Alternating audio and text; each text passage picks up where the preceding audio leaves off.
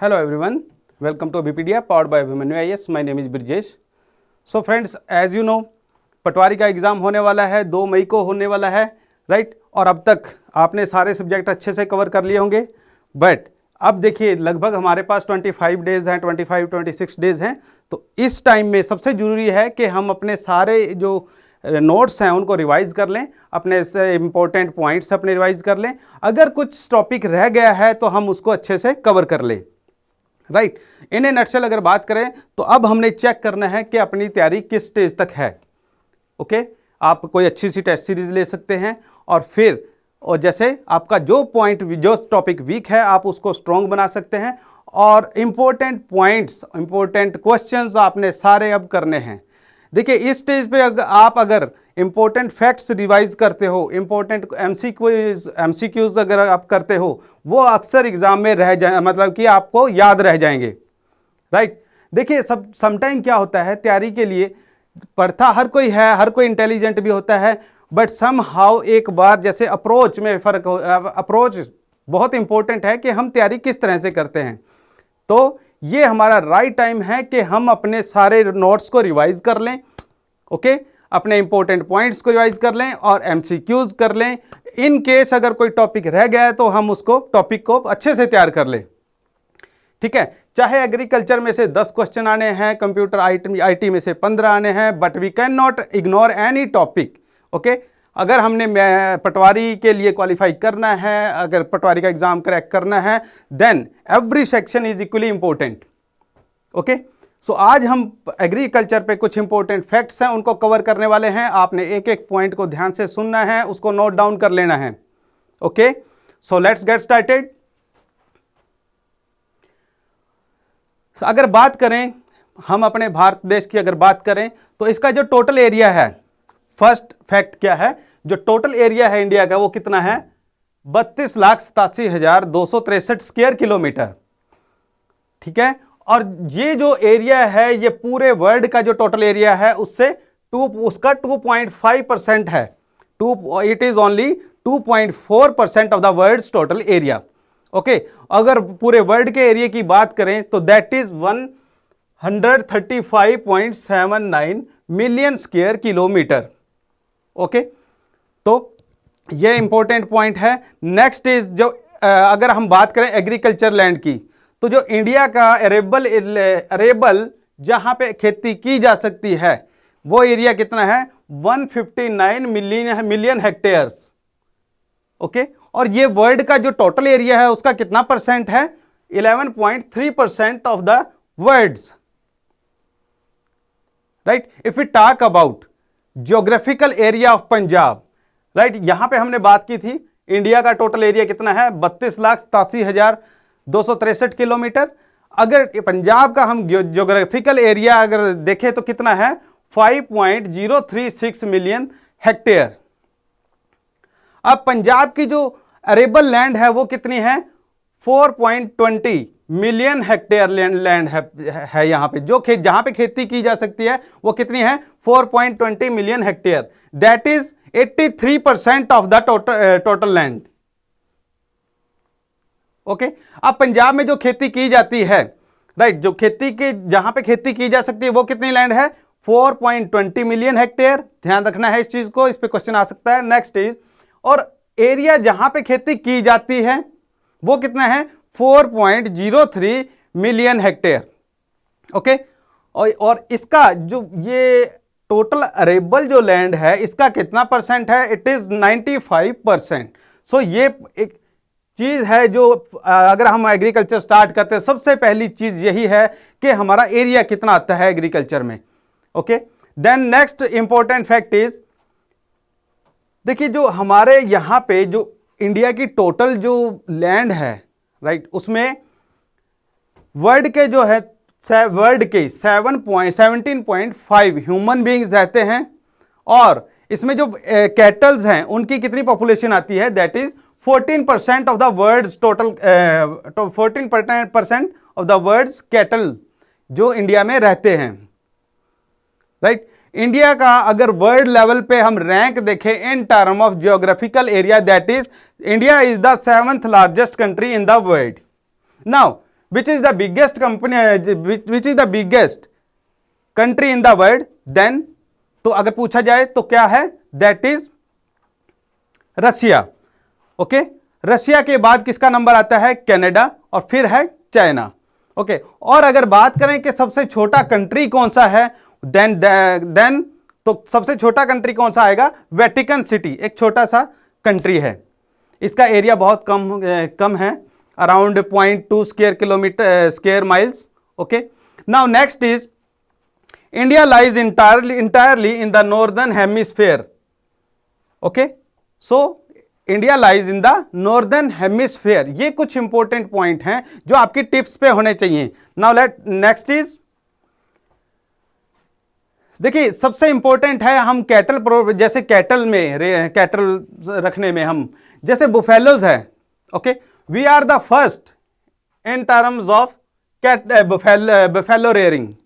Okay, India ranks first in respect of buffaloes, second in cattle and goats, third is in sheep, and fourth in ducks, fifth in chickens.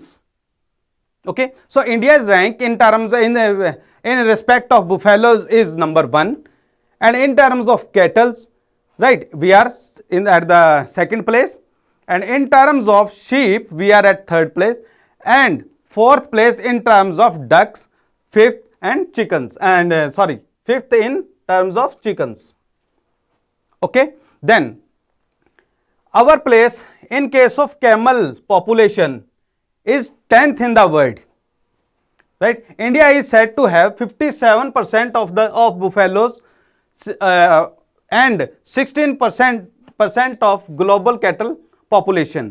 पूरे जो world में जितनी buffaloes हैं उसका 57% हमारे India में है, और 16% जो है ग्लोबल जो पॉपुलेशन है कैटल की, उसका 16% कहां पे है, इंडिया में है। Now per capita per day milk availability in India is 281 grams. Okay, as against 265 gram world average, and minimum requirement is 211 grams per day. अब ये आपने इसको याद रखना है कि जो पर कैपिटा जो पर डे मिल्क अवेलेबिलिटी, राइट, हमारे कंट्री में पर capita per day milk availability कितनी है, 281 grams. Okay, this is as per census 2010-11। Okay, so जो मिल्क की अवेलेबिलिटी है, per capita milk availability, per day milk availability वो कितनी है, 281 ग्राम्स। ओके, और जो वर्ल्ड में पर capita per day milk availability पूरे वर्ल्ड में वो उसकी जो कितनी है, 265 ग्राम्स। ये एवरेज वर्ल्ड में है, ये 265 ग्राम्स पर कैपिटा पर डे। ठीक है, और जो मिनिमम रिक्वायरमेंट है वो कितनी है, 211 ग्राम per day per capita. Okay, अब देखिए जब हम नेक्स्ट इज, अगर हम एग्रीकल्चर में क्रॉप्स की हाई यील्डिंग वेराइटीज की बात करते हैं, then high yielding high yielding varieties started in around 1966 1966 से हमने हाई यील्डिंग वेराइटीज यूज करनी स्टार्ट कर दी थी। नाउ नेक्स्ट क्वेश्चन इज कि जो फर्स्ट एग्रीकल्चर सेंसस हम इंडिया में कंडक्ट हुआ वो कब हुआ था, वो हुआ था 1970, और जो 9th सेंसस हुआ वो कब हुआ है, 2010 और 11 में, which is conducted every 5 years. Last census कब हुआ था, 2015 और 2016 में, 2015-16 में। So first agriculture census in India was conducted in 1970, 9th was conducted in 2010, 2011, और इसके अलावा जो लास्ट, अगर पूछा जाए कि लास्ट एग्रीकल्चर सेंसस कब कंडक्ट हुआ था, then 2015 and 2016। Okay, so let's see for more facts.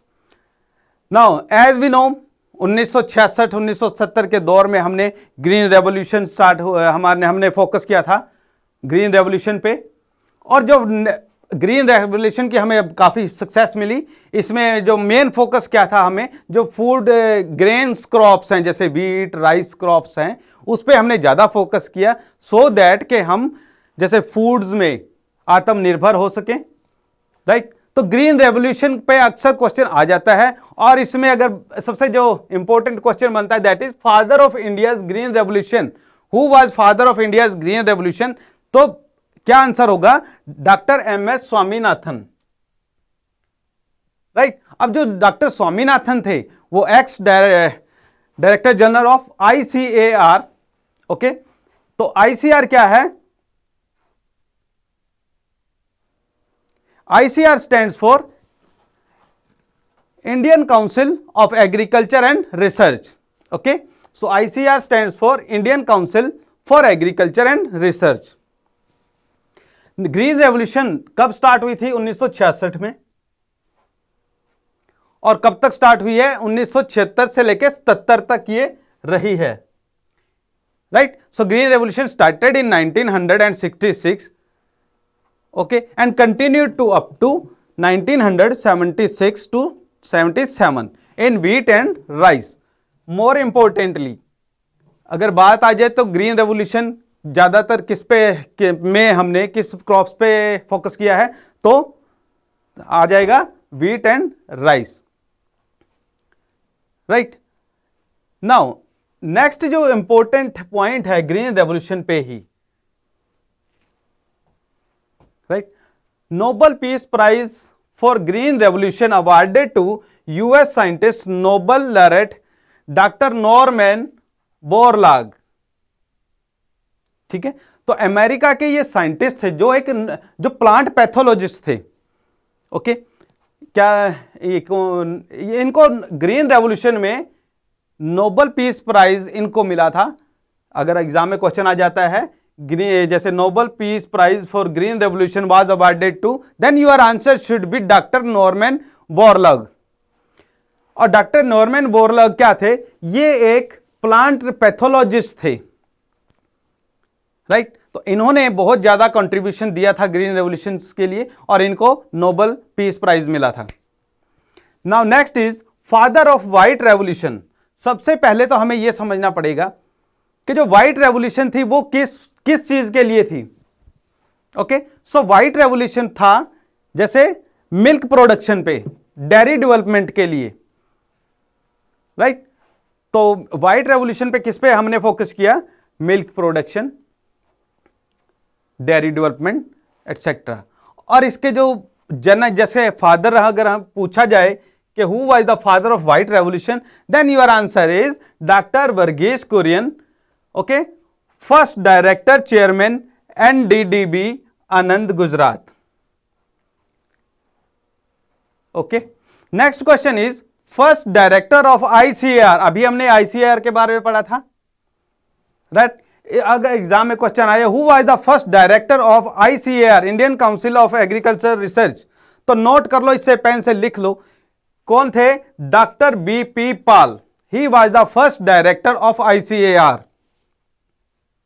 अगर एग्जाम में क्वेश्चन आ जाता है फॉर एग्जांपल जैसे सीड एक्ट कब स्टार्ट हुआ, देन द सीड एक्ट 1966,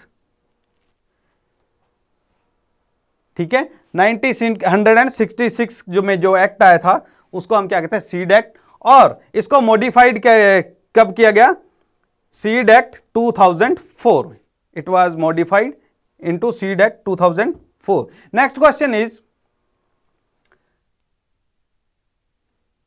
हमारा नेशनल फ्लावर क्या है, कुछ इंपॉर्टेंट पॉइंट्स हैं, वैसे तो ये जीके में भी आते हैं। तो हमारा नेशनल फ्लावर क्या है, कमल, lotus, okay. Then next is कई बार एग्जाम में क्वेश्चन आ जाता है जैसे रेडिश है या टोमेटो है या चिल्ली है या मेज है, इनमें कौन से विटामिन ज्यादा हैं, तो अक्सर एग्जाम में आ जाता है। तो याद रखना, radish, tomato, chilli, these crops or these vegetables are rich in vitamin C। अक्सर एग्जाम में एक क्वेश्चन आता है कि जो चिली है इसकी जो तीखापन है ये किस वजह से है, chilli is pungent testing due to the active capsaicin alkaloid, इसमें एक एसिड होता है, अल्कलाइड होता है जैसे, तो इसका क्या नाम है? Caspian alkaloid. ठीक है। अब जो टमाटर का लाल कलर किस लिए होता है, राइट, ये भी आपने ध्यान में रखना है, एग्जाम में अगर क्वेश्चन आ जाए तो। The red colour of tomato is due to lycopene. Okay. अब अगर एग्जाम में क्वेश्चन आ जाए कि जो मसाले हैं, मसालों की जो रानी है किसको कहते हैं, तो आपका आंसर होना चाहिए कार्डमोम यानी कि इलायची।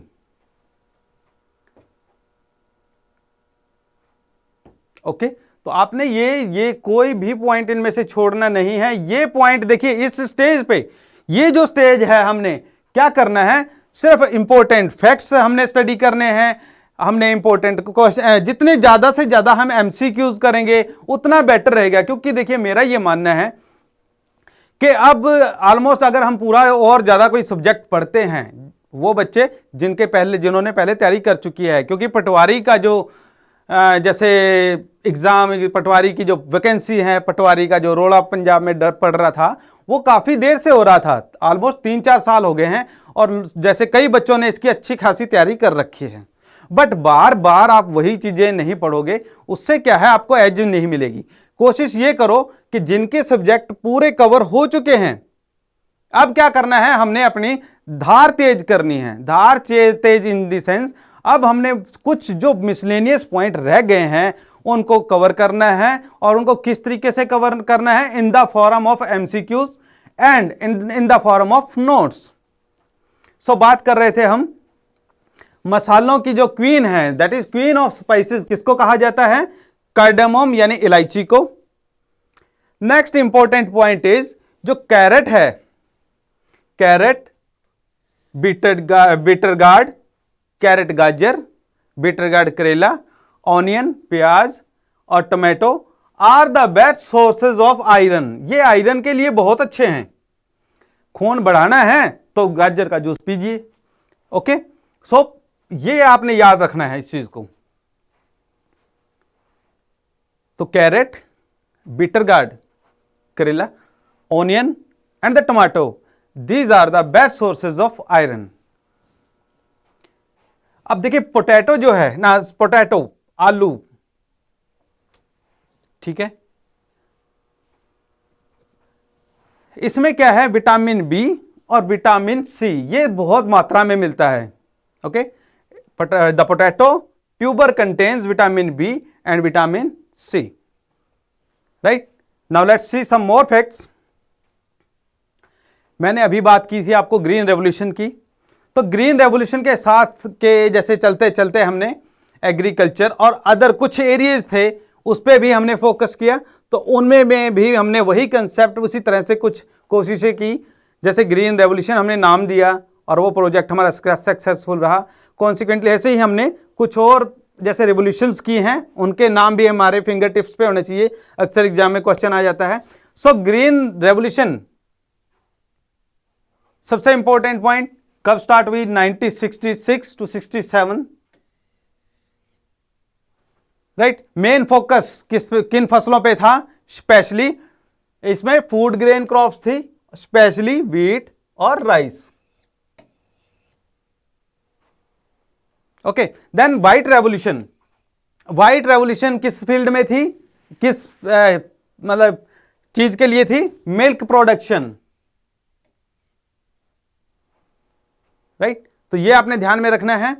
Then yellow revolution, yellow revolution किसके लिए थी, ऑयल सीड्स क्रॉप्स के लिए, राइट। अब देखिए जब हम ग्रीन रेवोल्यूशन जब हमारी चल रही थी, या जब हम खेती बाड़ी पे बहुत ज्यादा जोर दे रहे थे, उससे पहले हमारे देश में अनाज की बहुत कमी थी, ठीक है, और हमें ज्यादातर अनाज क्या है, फॉरेन कंट्री से मंगाना पड़ता था। तो अब देखिए जब हमने फसलों पे जैसे अब हमने फसलों पे फोकस किया, तो हमें जरूरत पड़ी, हमें फर्टिलाइजर्स की जरूरत पड़ी। अब सारा का सारा फर्टिलाइजर्स हम जैसे इंपोर्ट करते थे। देन द नीड वाज कि हम फर्टिलाइजर पे ध्यान दें। तो फर्टिलाइजर्स की जो प्रोडक्शन है उसको तेज करने के लिए हमने क्या स्टार्ट किया, grey revolution, grey revolution was meant for fertilizer production. Then came blue revolution. Blue revolution was for fish production. Then red revolution. Red revolution किस लिए थी? Red revolution was for meat, tomato production. Right? It was for both meat as well as for tomato. Then round revolution किसको दिया गया? Potato की production को तेज करने के लिए, जो पोटैटो की प्रोडक्शन है उसके लिए।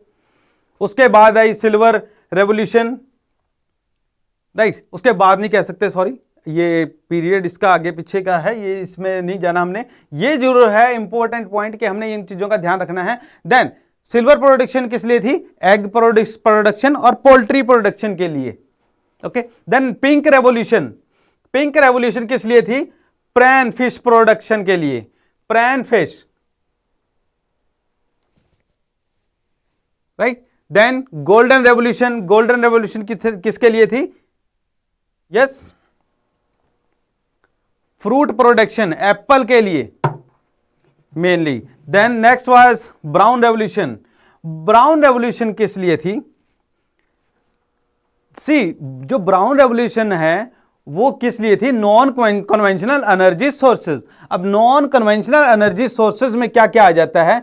जैसे for example natural gas, oil और जो कोल, ये तीनों जो हैं हमारे नेचुरल सोर्सेज ऑफ एनर्जी हैं, जिनको हम कन्वेंशनल सोर्सेज ऑफ एनर्जी भी बोलते हैं।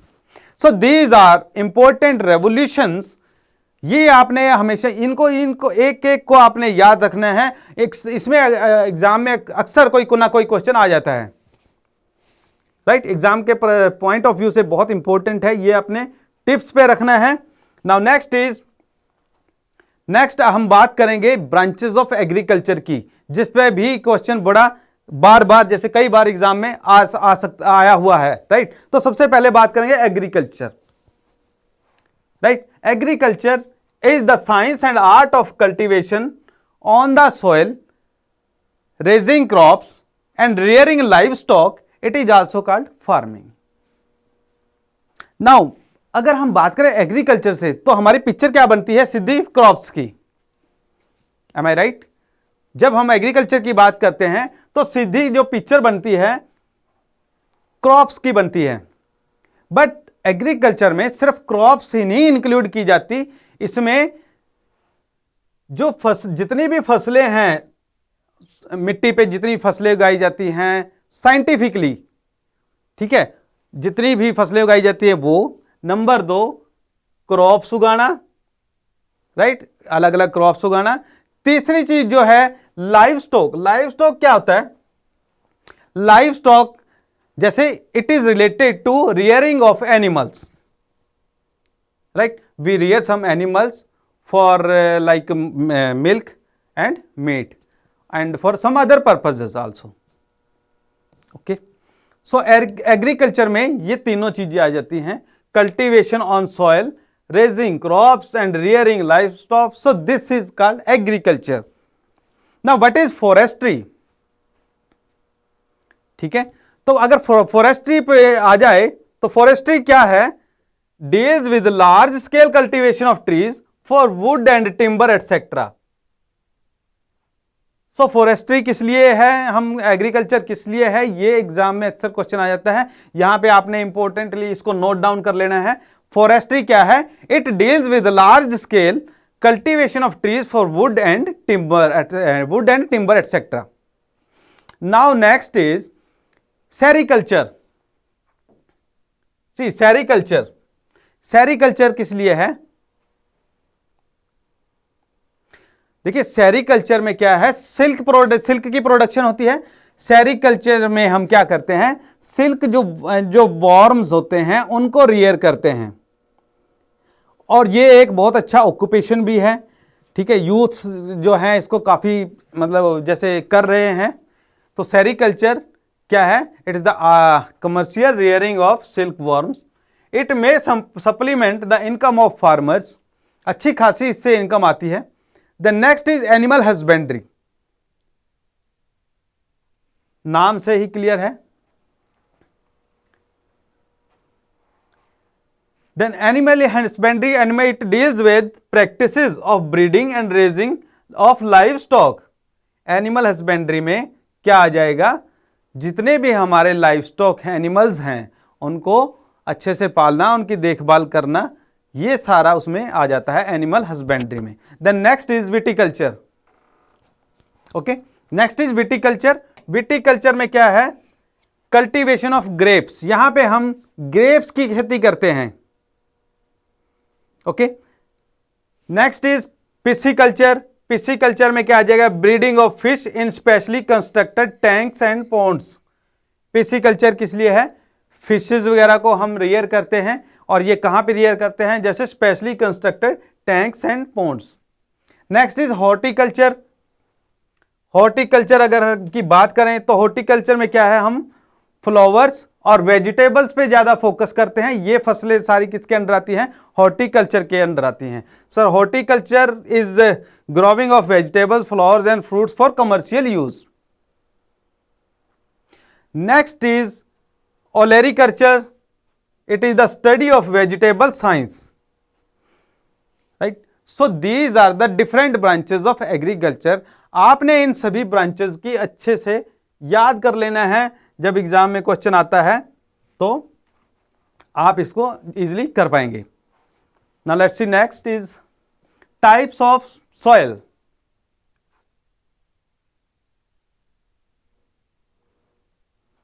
ओके, देखिए the soil most common in Indo Gangetic plains. Most common जो सॉइल है वो कौन सी है, एलुवियल सॉइल। ओके, हमारा जो इंडिया में है, नॉर्दर्न जो रीजन है, वहां पे ज्यादातर जो मिट्टी है एलुवियल है। The soil which swells and wet soils, the soil which swells when wet and develops crack when dry, वो काली मिट्टी कहते हैं उसको। ठीक है, अब काली मिट्टी कैसी होती है, जो कि जैसे जब गिल्ली होती है तो जैसे फूल जाती है, और जब सूखती है तो उसमें क्रैक पड़ जाते हैं। Next is the soil which owes its colour to oxides of iron. वो सॉइल जहां पे आयरन ऑक्साइड्स हों, राइट, वो कौन सी सॉइल है, लेटराइट सॉइल। और इस सॉइल का रंग जो लगभग रेड कलर का होता है।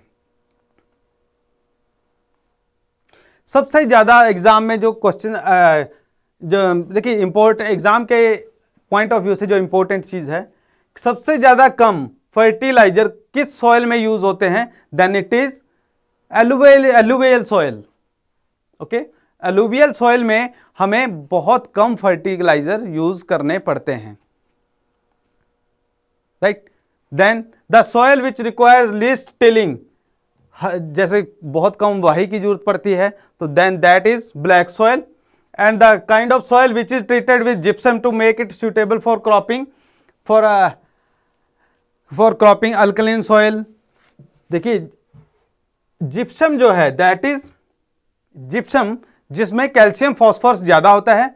समटाइम क्या होता है, कुछ ऐसी क्रॉप्स हैं जहां पे या जो जैसे जो सॉइल है वो अल्कलिन है। ओके, तो उस केस में हम क्या करते हैं, सॉइल को ठीक करने के लिए हम जिप्सम डालते हैं, right। Then the soil which is poor in soluble salts is laterite soil। Then the soil which is rich in surface accumulation of organic matter, ये कौन सी soil है, patty soil। Then the soil which is most suitable for cultivation of cotton, ये याद रख लेना क्योंकि पंजाब में cotton जो है वो काफी आजकल उगाई जा रही है। ओके, सो कॉटन के लिए हमें कैसी सॉइल चाहिए, black soil. Okay, next is types of seeds. There are 4 kinds of seeds in the market. Number 1, breeder or nucleus seed।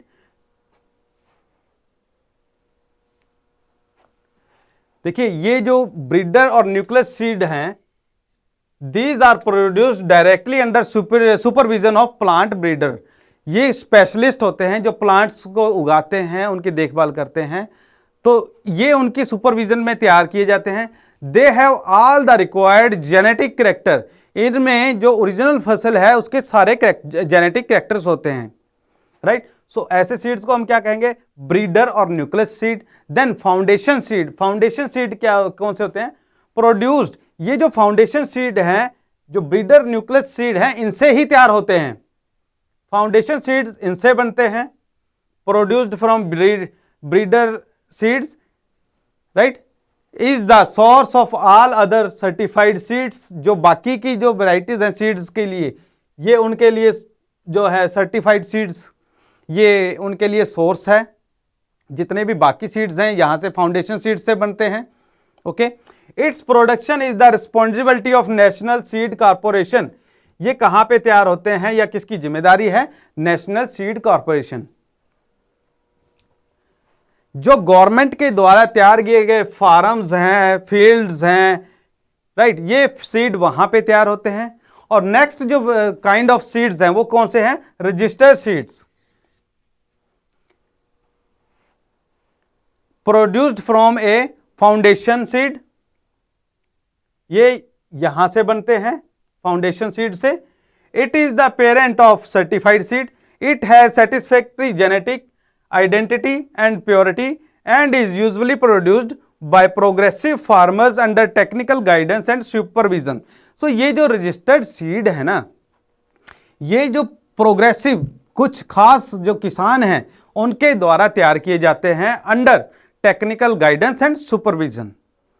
Next seeds are certified seeds. अब देखिए, a child seed of registered seed, याद रखना है, child seed of registered seeds is called certified seed. A child seed of a registered foundation seed which has genetic identity and purity, right, it is also produced by progressive farmers and approved and certified by state seeds secured certifying agency। जो certified seeds हैं उगाए तैयार किसके द्वारा जाते हैं, जो progressive farmers हैं, पर इनको सर्टिफिकेशन कहां से मिलता है, स्टेट की एजेंसी है, स्टेट सीड्स सर्टिफाइंग एजेंसी है जो इन सीड्स को सर्टिफाई करती है। यही जो सर्टिफाइड सीड्स हैं जिनको ब्लू टैग मिलता है, एग्जाम के पॉइंट ऑफ से व्यू से याद रख लेना है, ये वो सीड्स हैं जिनको एग्जाम जैसे जिनको ब्लू टैग मिलता है, राइट। और जो सीड्स हैं उनकी जो सर्टिफिकेशन की जाती है that is done under the seeds act 2014, right. So that's all for today. Next class में हम कुछ और फैक्ट्स, इंपॉर्टेंट फैक्ट्स कवर करेंगे सो दैट कि आपका जो एग्रीकल्चर का पोर्शन है वो बहुत अच्छा हो जाए। So wish you all the best, thank you very much.